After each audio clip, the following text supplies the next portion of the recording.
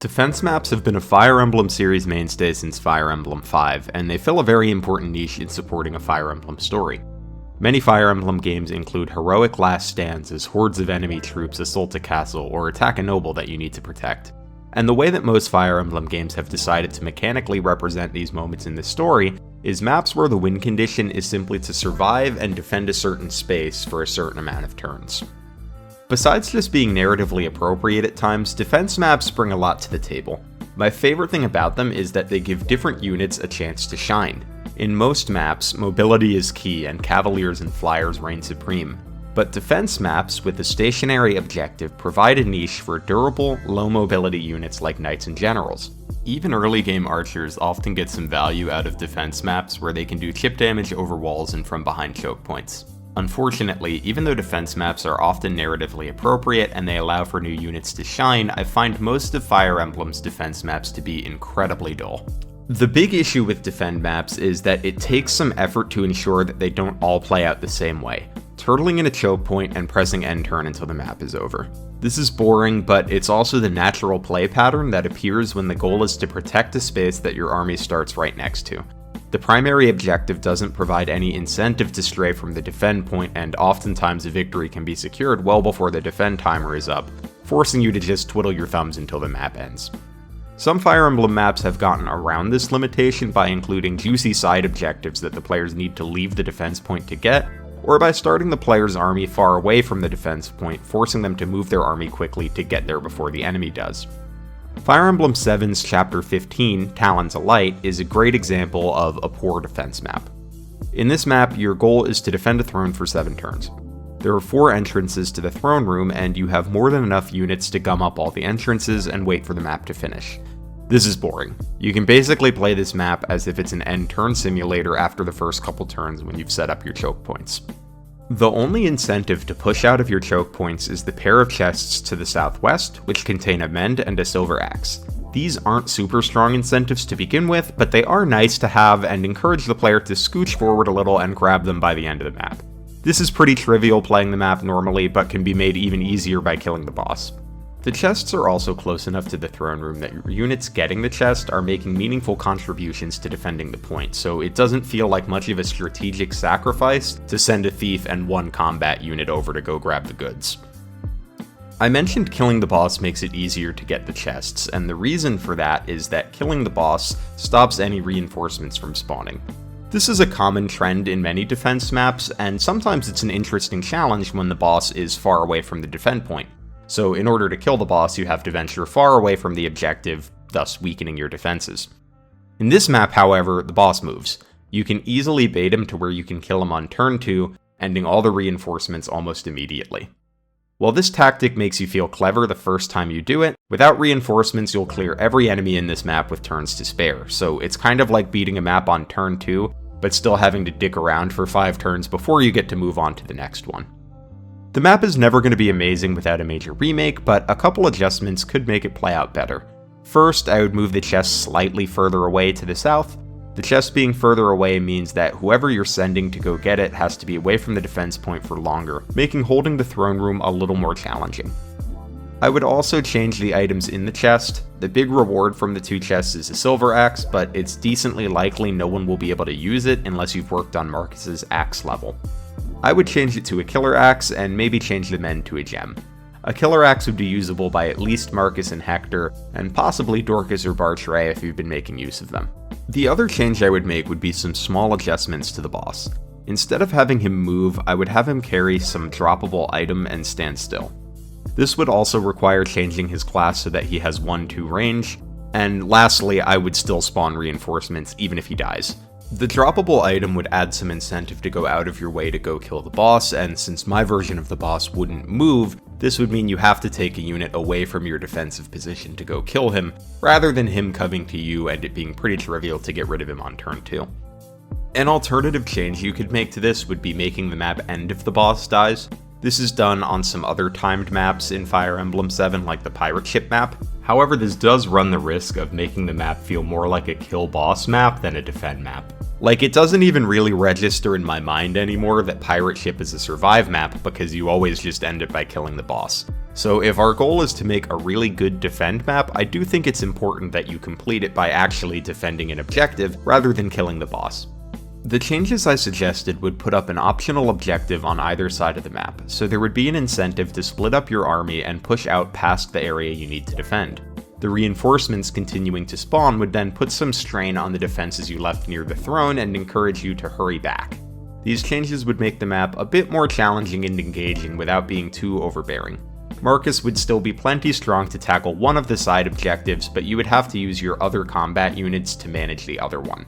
The smallest adjustment you could make to Talons Alight to make it better would honestly just be to drop the turn count by 1 or 2. This would make it more challenging to get the chests and would prevent the situation where you spend the last few turns doing nothing because there aren't any enemies left. The big takeaways from this map for me are that on a defense map, the side objectives should pull units away from the defense point. This forces players to think about how they can get the side objective while still securing the objective they are defending. Any resource that goes to the side objective should make the primary objective a little harder as you have less resources there to defend the point. Additionally, you also want the side objectives to take roughly the amount of turns you provide the player, plus maybe a couple turns of cushioning. For example, if it takes about 5 turns to complete the side objective, the turn counter shouldn't be more than 7. Shorter than that, and whether you can complete the objective might be too RNG dependent. On the other hand, longer than that and you'll end up in situations where players have finished all of the objectives and are just waiting for the map to end. Notably, it's a lot easier to set a tight turn counter for early game defense maps.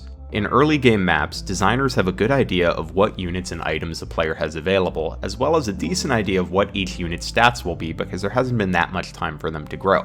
In the later game, it's difficult for designers to know what units will have died, what weapons you've expended, and whether your level ups were good, bad, or average.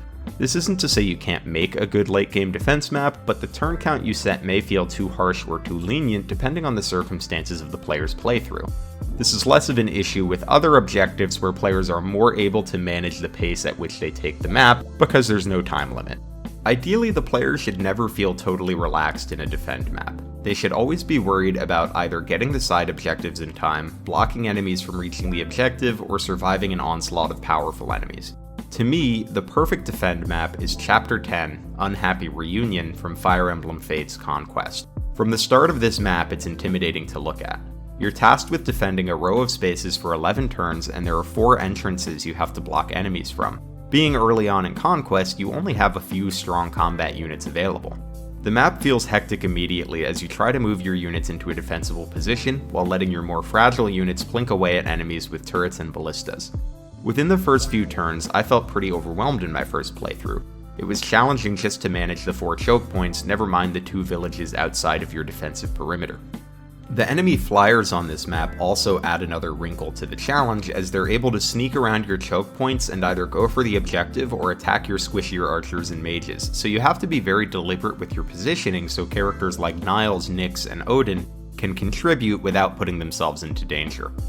Just as things may be starting to look a little bleak for the player, the game blesses you with a trio of much-needed reinforcements.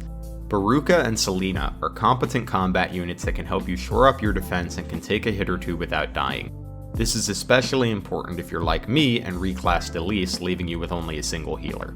The most important reinforcement is Camilla. She's one of the strongest units in Conquest and she makes her appearance here. She's much needed too. Camilla is durable and can one-shot many of the enemies on the map. These 3 units come in a position to immediately provide aid to your central choke points and relieve a lot of pressure right away.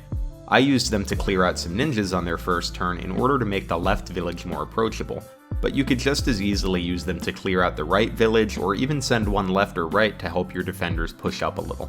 Either way, the reinforcements help control the chaos of the first few turns.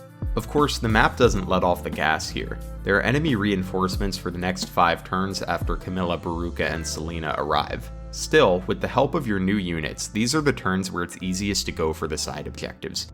Your units on the left and right can move up to help out, and Camilla can carve through enemies or hold choke points on her own, allowing your other units to approach the villages more safely.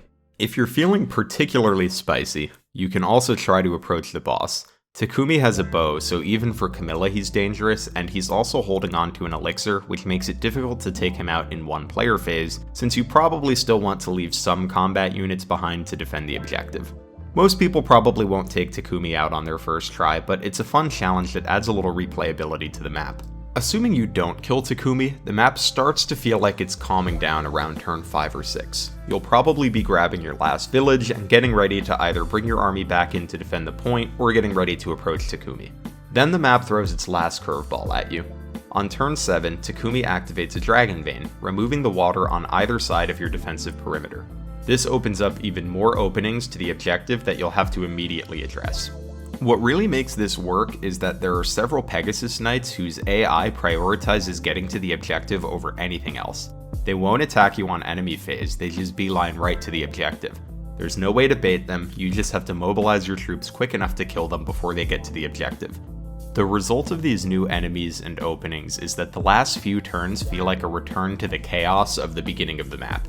You have to scramble to get your units back in position in time while dealing with the biggest wave of reinforcements yet. Fail to move quick enough and you might lose the objective. There are no dull turns in this map. You're always either trying to shore up your defenses or pushing for a side objective, and it never becomes an end turn simulator. There's opportunities for almost every unit to contribute, and what units you've brought will meaningfully impact the strategies you employ. In my playthrough, I used the second seal to turn Elise into a Wyvern Rider, which meant I had an extra combat unit to hold a point and push for objectives, but one less staff user. This meant I had to be sure to bring healing items and make sure my units were self-sufficient, as there wouldn't be much staff support. On the other hand, a lot of people like to use the second seal on Mozu to make her an archer. This allows Mozu to make strong contributions against this map's flyers, but it means you'll have one less durable combat unit for holding points. So you have to be a little more careful around the choke points and make sure you position your archers in a way that they can contribute every turn without being attacked in melee range. All in all, this map is kind of genius. It gives you just enough time to be enticed away from the defense point to grab villages or go after Takumi, and then takes advantage of how spread out you are by quickly attacking the objective during the last few turns. Basically, over the course of 11 turns, this map made me feel 3 different emotions. Overwhelmed at the beginning, empowered once Camilla arrives, and extremely distressed at the end when enemies are gunning it for the objective. There are actually a fair amount of similarities between Conquest's Unhappy Reunion and FE7's Talons Alight. Both are early game defend maps in which you have limited self-sufficient combat units and one godlike combat unit. They even both have a bow user for a boss. Despite these similarities, Unhappy Reunion's more difficult and more numerous side objectives, as well as Takumi's Dragon Vein, force players to play at a quicker pace and ensure there's always something to do. Unfortunately, most defense maps in Fire Emblem history are closer to Talons Alight than they are to Unhappy Reunion. But with Unhappy Reunion being from a much more recent game, I'm hoping it indicates good things to come for defense maps in the future. There are so many defense maps throughout Fire Emblem's history, but I wanted to focus on these two in order to take a close look at their construction and how that makes them play so differently. What have been your favorite defense maps in Fire Emblem's history? Let me know in the comments, and consider hitting the like or subscribe button if you enjoyed the video.